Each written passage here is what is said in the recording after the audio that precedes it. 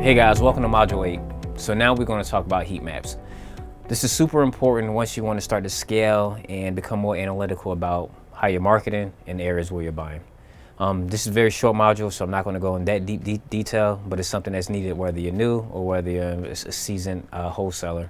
To me, heat maps are super important just because of the fact it kind of put everything in front of me, where I'm buying, how my marketing is working, in certain areas to where it's not working in other areas. Okay, so the biggest thing with the heat map is just get you a map of your city, whether you're in a large city or a small city.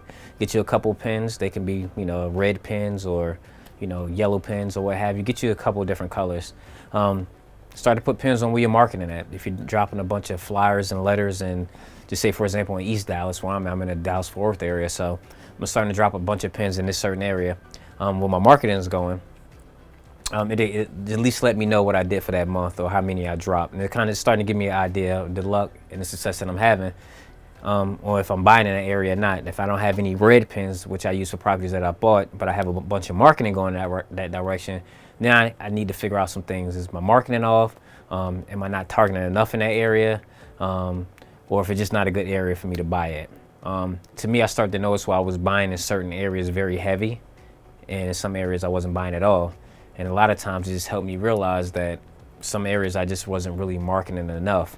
And some areas I was oversaturating. After a while, after being in the business for so long, or doing it for so long, in a year, you kind of start to hit the same areas over and over and over again as far as marketing wise, to where the point to like you're oversaturating the market in certain areas, and then you realize using the heat map that you can possibly switch over to another part of town.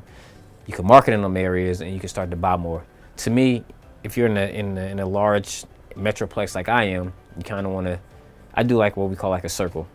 North Dallas, now I'm in East Dallas, now I'm starting to market more in South Dallas, now I'm hitting up West Dallas. And sometimes I'll do a couple of areas all at one time. And I start to look and I start to see and I start to pin as I'm buying areas like I'm really, really good at. And to me, honestly, it helped me learn areas and zip codes and price points in certain parts of town. I think it's important. And honestly, it'll help you also decipher whether you should send like text campaigns in certain areas or send letters in certain areas, or can you door knock in certain areas just based off your success rate. So keep tabs in them. As I do the heat map, I have, again, like using different color pins. And I may realize that in North Dallas, I get way more success off of letters. In East Dallas, I get way more success off of text messages. In South Dallas, I get way more success off of door knocking. And it kind of give me an idea of how I'm buying, where I'm buying, and what tool did I use to actually capture that property. But use a heat map. And again, if you just want to start off and keep it real simple, just use a heat map on when you bought it. All right, and when you bought it, or just use a heat map to where you just simply where you're marketing at. Again, it'll kind of keep you focused on things in front of you. Again, you want to make sure that you're being as systematic as possible while you're doing it.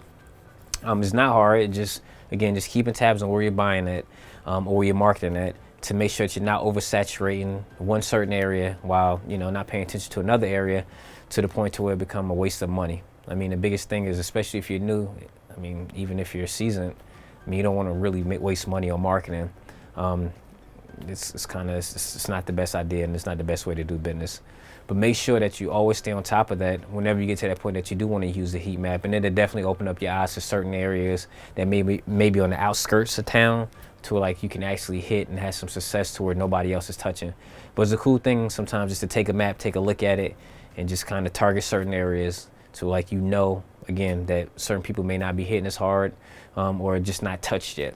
And being in the Dallas-Fort Worth area, we have a lot of outside markets that's starting to get touched now just because of the fact it's so saturated within the core DFW area. And I'm pretty sure it's like that in some large markets too.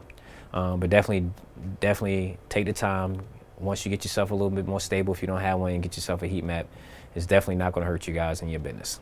Okay, so this wrap up module 8. No, it's short. Try to keep it very simple. Again, take the time, get yourself a heat map, or pull yourself a map from somewhere, go buy one. Start to plan and visualize where you want to hit, where you want to target, how you want to target it. Once you start to capture properties and sell them, get you like a red pin or whatever color pin that you want to use. Start to pin it. Label it on how you sold. Label your success on how you sold it, whether it's like a text or, a door knock or a letter lead.